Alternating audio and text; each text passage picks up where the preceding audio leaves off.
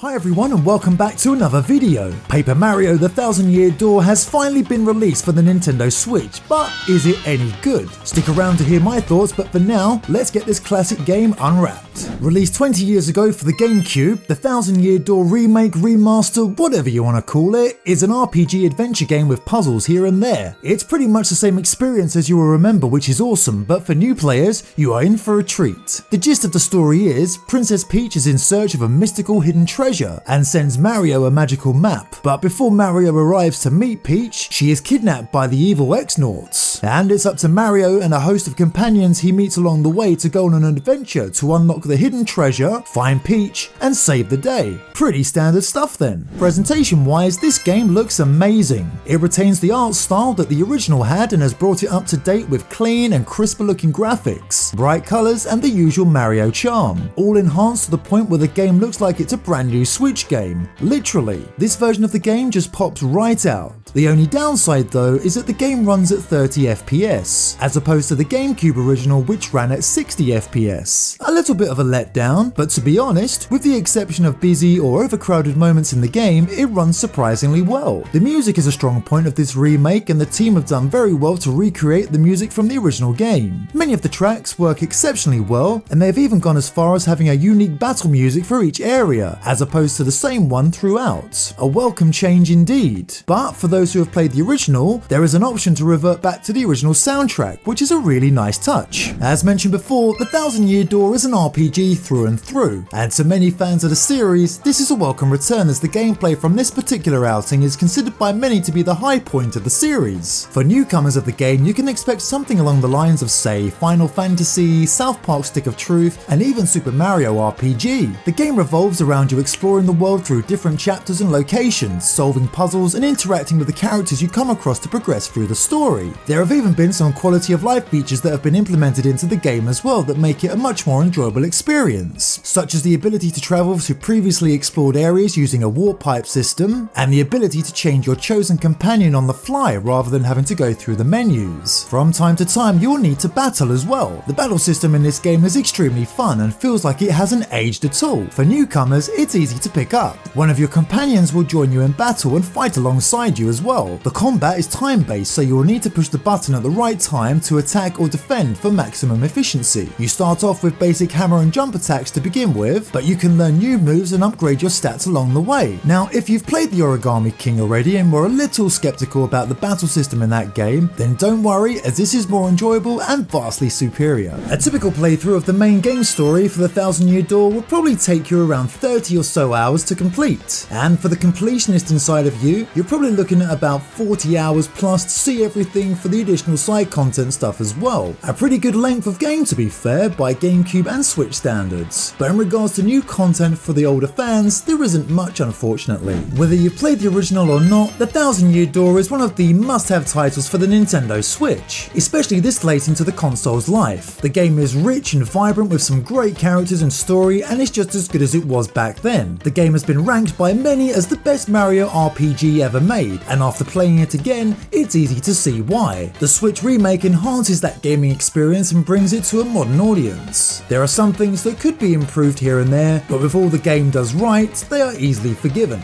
If you haven't played a Paper Mario game before, and if you're a fan of RPGs, you must play this game. Period. But for now, thanks for watching this video. If you want to see more, be sure to like, subscribe and all that stuff. Please check out my other content too, and hopefully I'll catch you in the next one. Bye for now.